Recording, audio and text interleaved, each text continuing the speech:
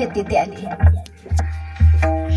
सीतेचा शोध घेत घेत तिथे आले आणि राम नामाचा ध्वनी इकडून येत आहे हे प्रभूला कळल्यावर प्रभू शोधत शोधत तिथे गेले.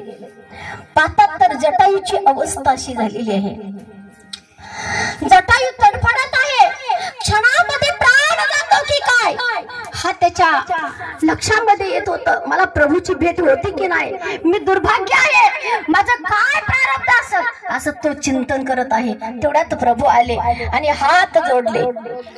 जटायू तुझी अवस्था ही अशी कशी केली आली आहे, कुणी केली अशी अवस्था?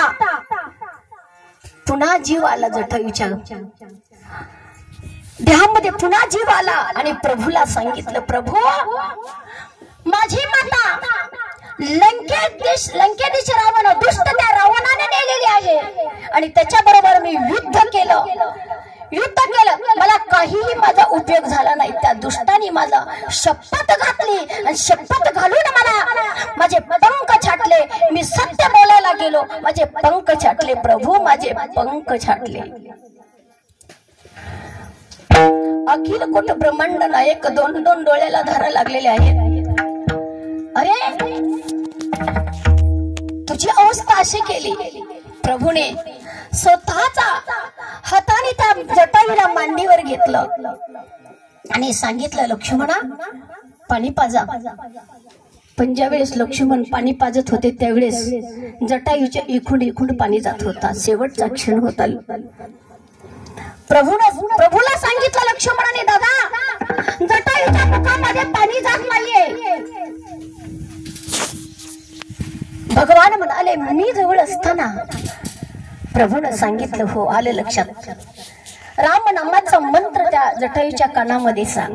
लक्ष्मणाने जटायूला उचललं आपल्या त्याच्या कानामध्ये, श्रीराम जय राम जय जय राम, श्रीराम जय राम जय जय राम 2 वेळा हा मंत्र म्हटल्याबरोबर जटायूनं गट पाणी पिलं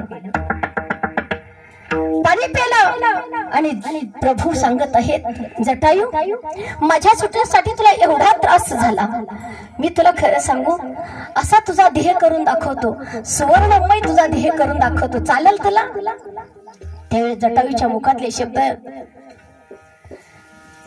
सांगत आहे, जटायू हे प्रभू तुझे नाम घेतल्याबरोबर अंतःकरणातले काम जातात, पाप वासना जाते, नव्हे शेवटच्या क्षणाला तू माझ्या समोर आहे. प्रभू